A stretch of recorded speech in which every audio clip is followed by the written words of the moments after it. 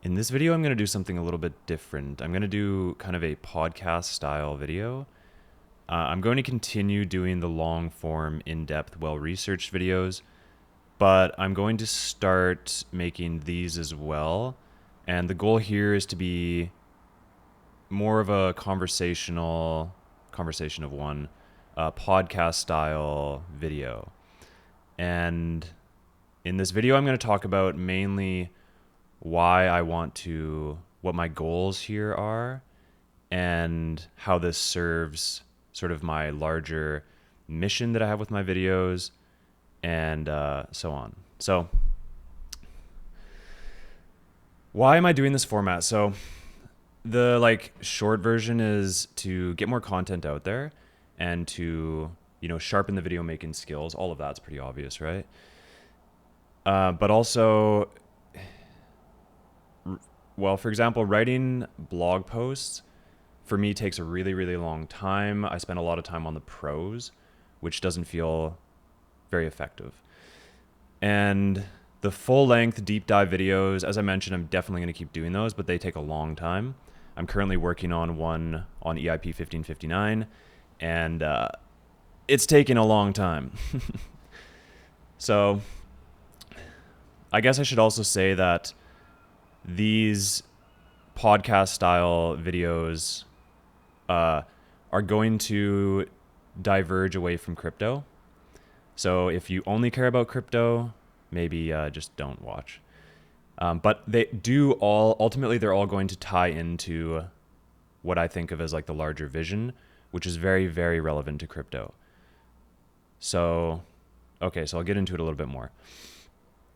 So as you can see, I have some little notes here. Please don't read ahead. I'm going to explain them all. But I think the main thing that I'm thinking about here is, in the modern day, we have this new technology. We have the internet. We have video and audio that can be shared digitally and in an infinitely scalable way. And I don't think we've yet really come to appreciate how transformational that is. So if you think back to like the way that you would influence the idea space, the world, influence the direction of the future in the past, it would be primarily, I think, through books. If you're someone like a Nietzsche or Jung or any of these people who had these big ideas, they would write a book. And that was simply the only option. Another option, I guess, would be to become some sort of like political leader or something. But that's a slightly different domain. But either way, I think, in the past, you wrote a book. And to some degree, we haven't really adapted to this new technology that we have, right? Like, I think people still place a lot of emphasis on books, and books still matter. But the number of people you're going to reach with books is just way, way smaller. So now that we have this technology, I think the people who have the most influence on the direction of our future, on the world, are not going to be people who solely write books, right? They're going to be these people who have those words, that content, those ideas that maybe in previous times would have been written in a book, but they're going to speak those words into reality.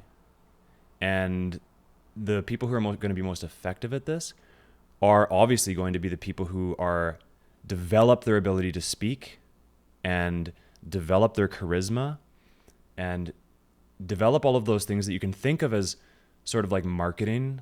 You can think of, it's kind of fluff. You can sort of dismiss those abilities, like to tell your story in a compelling way.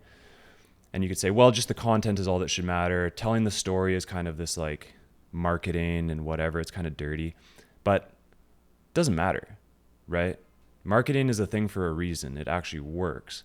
So the people who wrap their ideas and their vision of the future in a super compelling, super charismatic, visionary, vibrant package, they're just going to win, or those ideas are going to win. Those memes are going to win, right? So I think if we could look back from the future onto this memetic war that's ongoing, you're gonna know what you would see is that the memes that won were brought into existence in this beautiful, compelling story, right? People care about stories. We've all heard this many times now. So yeah, it's about that charisma, that energy. That's what I've got here. And so there's many examples of this, right? Like Joe Rogan is the obvious, or he's, I think, the first person to really prove the power of the technology, which is not a controversial thing to say, right? Like his podcast is so unbelievably successful that I think we still don't really understand, or we haven't wrapped our heads around that, right? Like if you think about the amount of engagement he gets, millions of people tune into the podcast for like a couple hours a week on average, probably something like that. And if you compare that to like most TV shows, they're just not, like, I think the level of engagement is just so high. And so like what Joe has mastered is the conversational ability. He shows up as just himself in a very authentic way, and he just asks questions out of curiosity. And the product is incredibly compelling. But Joe is like, he's really good at that. He's really good at conversation, but the ideas that are being brought into the world through his podcast are not really his ideas. He's the interviewer, which is totally fine. He's good at it. He's really good at it. But I think the people who are going to be these modern day memetic magicians that shape the future with their words, these people are going to, obviously they're going to have some ideas, right? So if you think about someone like, I'll skip ahead a little bit here to Peterson. Jordan Peterson, whether you love him or hate him, doesn't matter. He is a person who, so he's different than Joe, obviously, but he's got that charismatic ability to speak incredibly well. Like he's one of the only people that I can think of that can stand up on stage and extemporaneously, I think that's the word, just think out loud. And it's actually pretty compelling to certain people. And he can just be up there and just speak. And the thing he's producing, you might think it's whatever, not good, but he's selling out auditoriums just speaking for like 2 hours. And that's an incredible thing to do. If you think about him as a lecturer, he's easily the most successful lecturer of all time. I would think. Like, I don't know who else it would be.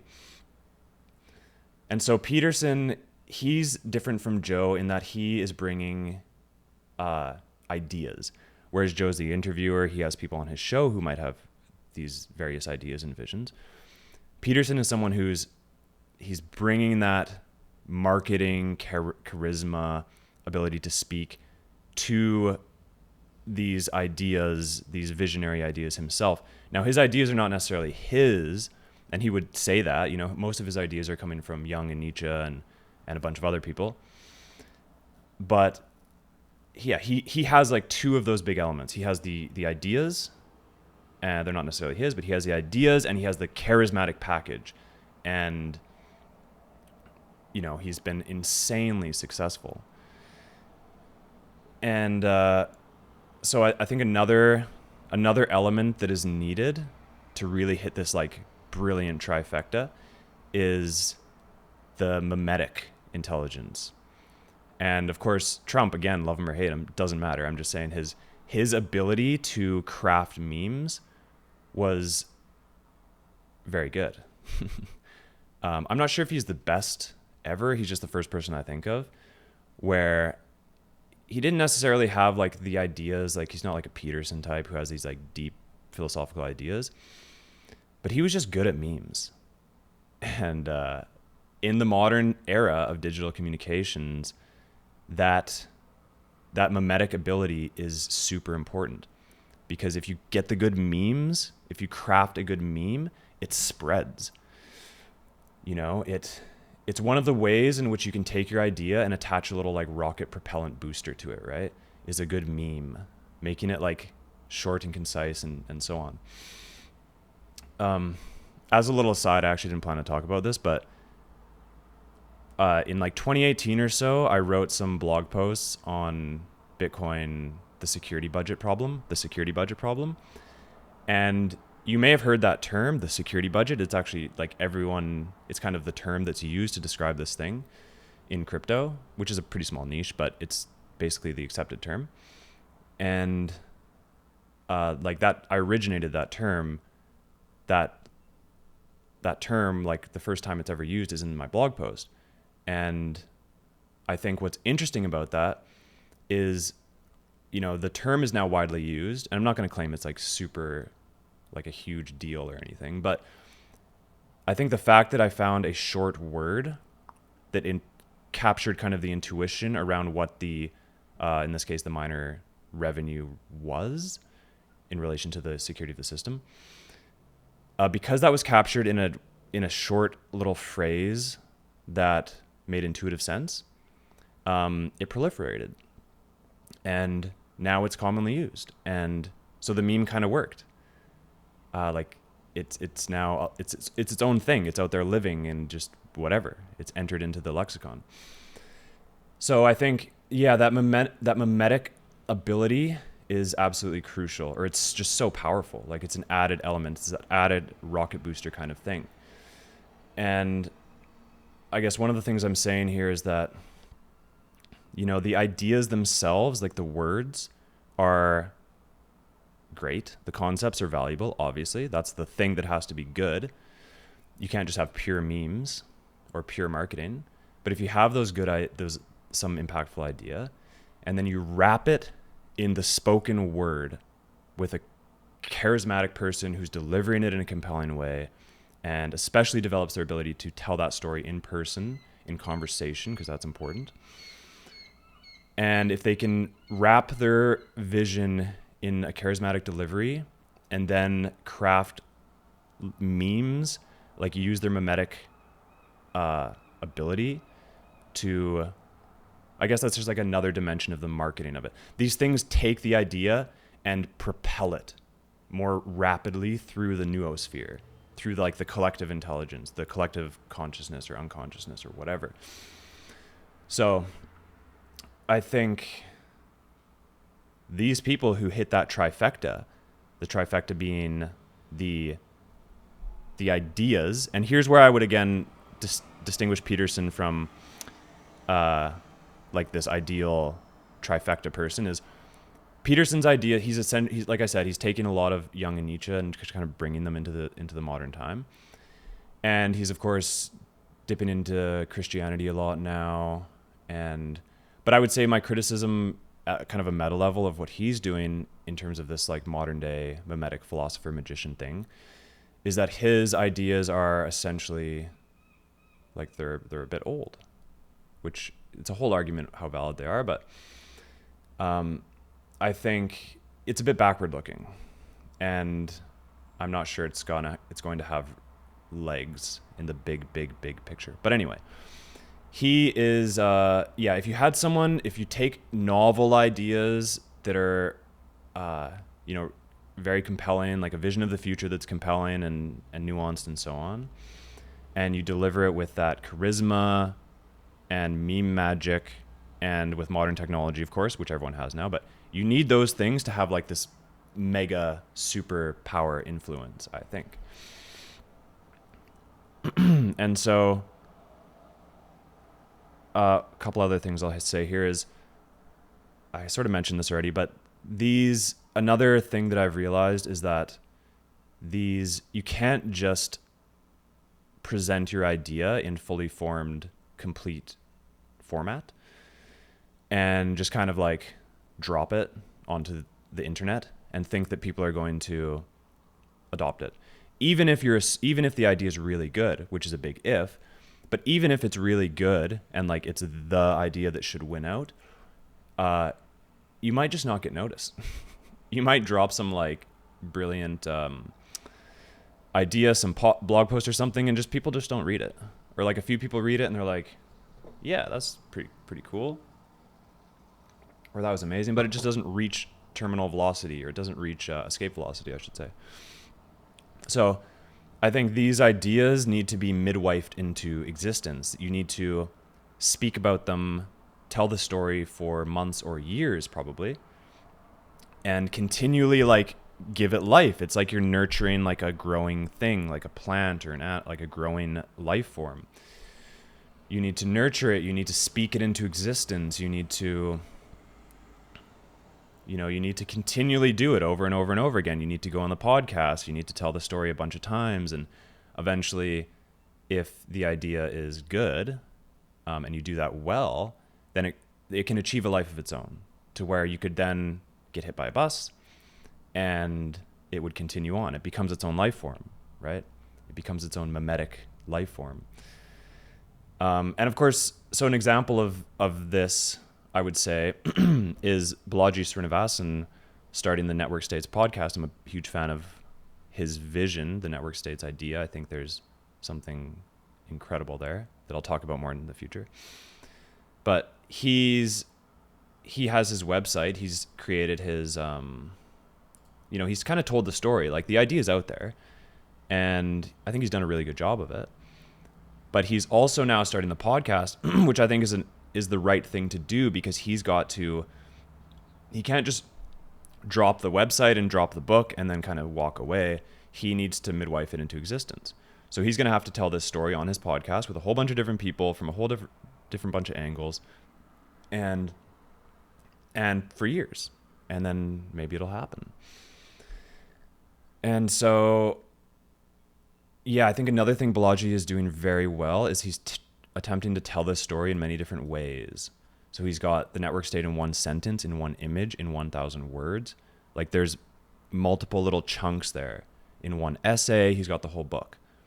So he's like maximizing the like memetic potential here by not just dropping like a 50,000 word blog post, but he's given multiple like resolutions of the thing and putting it out into the world and seeing if they can replicate and have a life of their own. Another thing that I think he's doing well is, or he's not focusing this on this too much, but I am trying to focus on this in my videos, is having images, explaining things in images. It's just, I'll talk about this in the future maybe more, but for now I'll just say, like, I think it's so powerful to have detailed, accurate images that can capture, that can take a whole bunch of information and represent it in an image, because it's just way easier to just see something. If you can see something and understand how it works rather than read, that's just memetically better. It's just easier, right? It's way easier to take in information visually. And some things by their nature need to be described in language. You can't get around it. But some things, they can actually be explained better in images than words. So especially technical things. So I guess I would even add, to me, I think there's a fourth thing missing here. And that is, I think, having the idea, the vision, speaking it into existence with charisma and telling a compelling story, using, of course, the modern technology to do that. That's a given. But also having accompanying imagery. Like, the imagery is so powerful. If you can do all of that and have like rich symbolism and imagery and get right down the brainstem and like implant it into people's heads in a really visual way, then that's powerful. That's going to beat out the other memes, right? And so that's I've kind of made the case for why. So that's kind of why I want to do this format is, I think it's just crucial today to develop those skills if you're going to want to have your ideas, your vision, etc., proliferate. And so, of course, the implication there is that I have a vision that I'm working on, I've been working on for a few years now.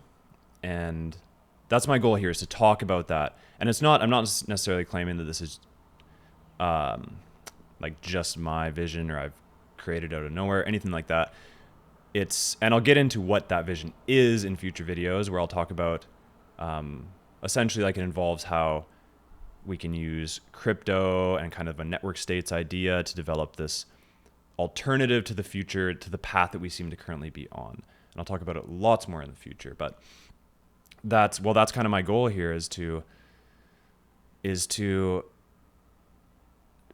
develop the ability to speak and tell this story. And ultimately what I'm hoping to do here is circle around this bigger vision, this bigger picture thing, and hit it from a whole bunch of different angles, and talk about and understand and explore that territory until, for one, I've refined the idea itself and found any shortcomings, etc. And the other component of that, of course, is just doing the Balaji thing, right? Like hitting it from telling the story in a bunch of different ways. Telling it in the 5-minute version, the 1-hour version, the 20-hour version. And the goal is to eventually be able to, refine and shape that vision, make it lucid and clear, and be able to tell that story, like, in public, without notes, etc., to different audiences, to different lengths, 5 minutes, 10 minutes, etc. Because I think that's what you got to do.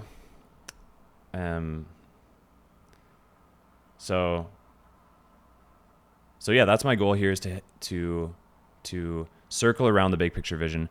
I'm probably going to talk about many different topics that may seem to not be completely related to this kind of like crypto whatever vision. But again, it's circling around from a bunch of different angles, and eventually I'm going to try to,